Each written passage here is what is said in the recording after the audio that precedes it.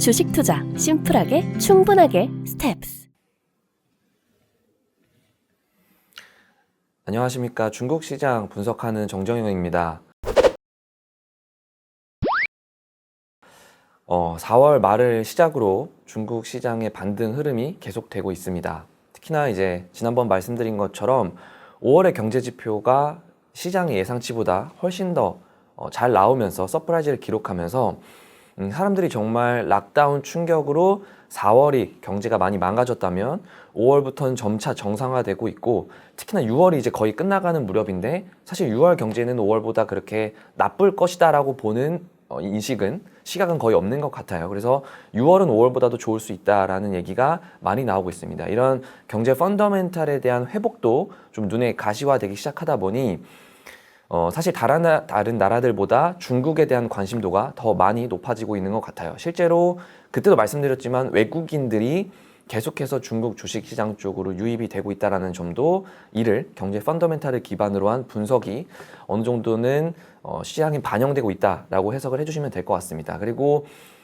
저는 계속 말씀드린 것처럼 지금의 반등이 데드캣 바운스로 보기보다는 펀더멘탈의 개선에 기반한, 그리고 실적 상향 조정의 기대감을 가지고 올라가는 거라고 저는 보고 있기 때문에 계속해서 지금 사실 중국 주식시장이 계속 작년 연말부터 눌려왔기 때문에 지금 반등폭이 저점부터 30-40% 된다 하더라도 그렇게 크다라고는 저는 보지 않습니다. 그래서 추가 반등 흐름은 계속해서 이어질 수 있다라고 보고 있습니다.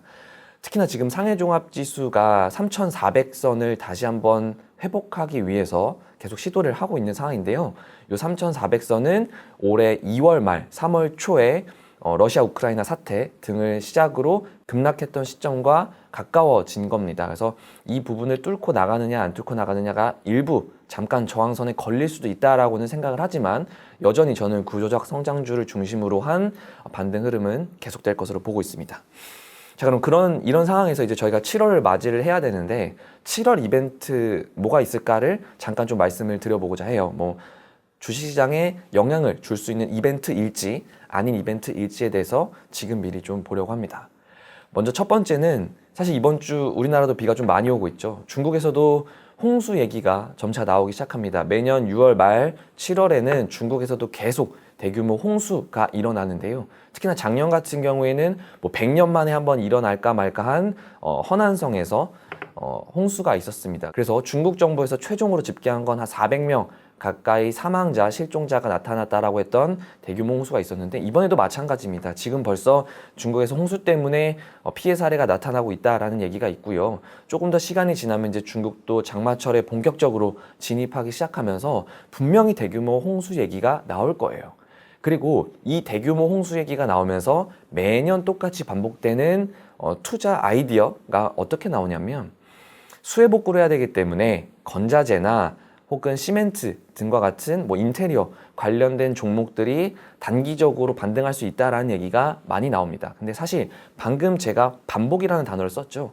매년 홍수 때마다 같은 애널리스트들이 같은 투자 의견을 냅니다. 그리고 당연히 이 수익률은 그만큼 따라오지 못했어요. 사실은 물론 이제 인도적인 관점에서 홍수가 나고 피해를 입으신 분들을 지원해 주는 건 맞고요. 단기적으로 이런 수요가 늘어날 수는 있겠지만 사실 주식시장에 주는 영향은 굉장히 미미합니다. 그렇다고 주식시장이 많이 빠지냐 혹은 관련된 업종이 많이 오르냐, 이런 반복적인 패턴을 확인할 수 없는 게 사실입니다. 그렇기 때문에 홍수 때문에 저희가 시멘트 쪽이 잠깐 오를 거야, 가격이 튈 거야, 이렇게 넘어가는 투자 로직은 너무 그냥 기대에 따른 생각이 아닌가라고 생각을 하고 있고요. 그보다는 지금 추세적으로 반등을 하고 있고 이익 전망치가 상향 조정될 수 있는 기대감이 높아지고 있는, 제가 하반기 전망부터 말씀드렸던 구조적 성장주에 대한 관심을 계속 놓지 않는 게 전 중요하다라고 생각을 하고 있습니다. 두 번째는 또 이것도 언론 보도에서 많이 나오는 내용인데, 어제 같은 경우에는 이제 한전이 저희가 전기요금을 올리기도 했죠. 중국에서도 전력 이슈에 대한 얘기가 많습니다. 특히나 작년에 이제 전력난 이슈가 한번 불거졌었죠. 여기에다가 이제 중국이 2분기부터 본격적으로 경제 회복을 위한 드라이브를 걸고 있는데, 이러면 자연스럽게 전력 수요가 많이 늘어날 수밖에 없고, 제한적인 공급 하에서 수요가 늘어나면 또 전력 이 수급에 문제가 생길 수밖에 없을 것이다. 작년에 그런 전력난이 한 번 더 똑같이 일어날 수 있을 것이다 라는 얘기가 나옵니다. 결론적으로 말씀드리면 저는 이럴 가능성은 제한적이라고 보고 있고요. 그 이유로는 사실 제가 처음 거의 인사드렸던 게 이 전력난 이슈 때문이었는데요. 그때도 말씀드렸다시피 사실 작년의 전력난은 중국 정부가 완전히 정책을 미스한 거였죠. 사실 2020년 하반기부터 시진핑 주석이 중국의 탈탄소 전략을 본격적으로 추진하기 시작하면서 2021년은 2020년 대비 석탄 생산량이 급감을 했었죠. 일부러 생산량을 눌러가면서 우리는 탈탄소를 하고 있다는 점을 전 세계적으로 보여주기 위함이었습니다. 하지만 아시다시피 중국의 전체 발전 중에 60-70%가 여전히 화력발전, 석탄에 의한 화력발전에 의존을 하고 있는 상황이고요. 물론 다른 나라들보다 훨씬 큰 규모로 빠른 속도로 태양광이나 풍력이 설치되고는 있지만 여전히 충분히 발전량을 끌어올리기까지는 시간이 걸리는 상황이었습니다. 그러니까 즉 현실과 동떨어진 전략 추진을 하면서 사실은 이 민생만 더 망가졌던 부분이 있었죠. 그래서 사실은 지난해 9월, 10월에 전력난 이슈가 발생하고 나서 10월, 11월, 12월부터 그러니까 지난 연말부터 올해까지 계속해서 중국 정부가 석탄 생산량을 계속해서 매월 늘려나가고 있는 상황입니다. 그리고 실제로 중국의 주요 화력발전소의 석탄 재고들은 2021년 대비 높은 수준이고요.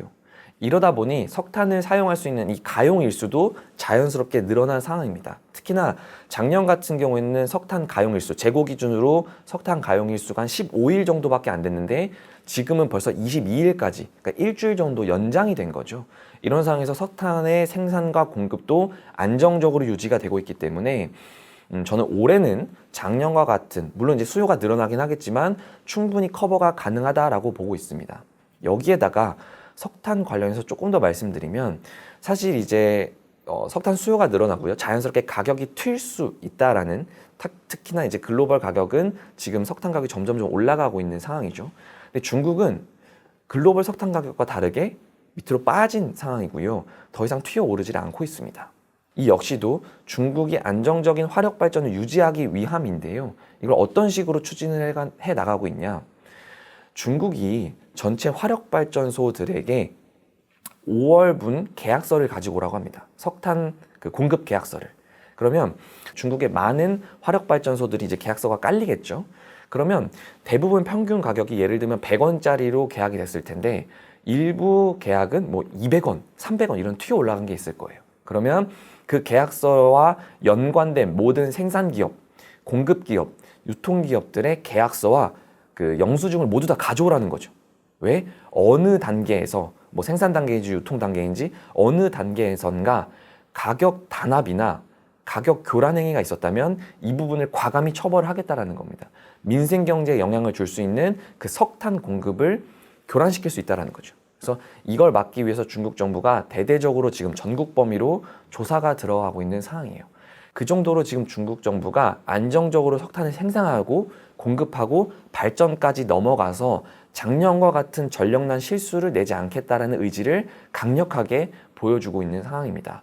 물론 모든 게 중국 정부의 계획대로 되진 않겠지만 적어도 중국 정부가 의도적으로 작정하고 목표를 가지고 이렇게 개입을 한다면 사실 작년과 같은 리스크가 발생할 가능성은 저희가 두고 갈 필요는 없다라고 저는 보고 있어요. 그래서 분명 7월 달에 전력 이슈는 우리나라뿐만 아니라 전 세계적으로 계속 일어날 겁니다. 하지만 상대적으로 중국은 안정적일 거라는 점을 지금부터 저희가 어느 정도는 인지하고 가는 게 중요할 것 같고요.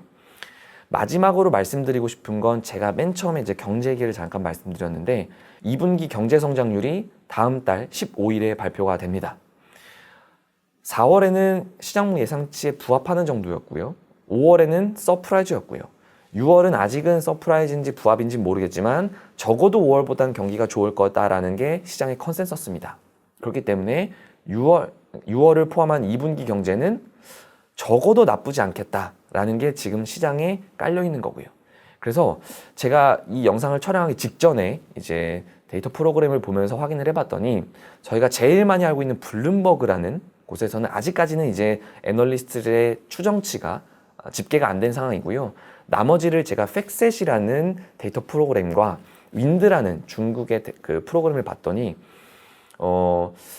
분명 나쁘진 않게 보고 있는 것 같은데 둘의 전망치가 완전히 갈리더라고요.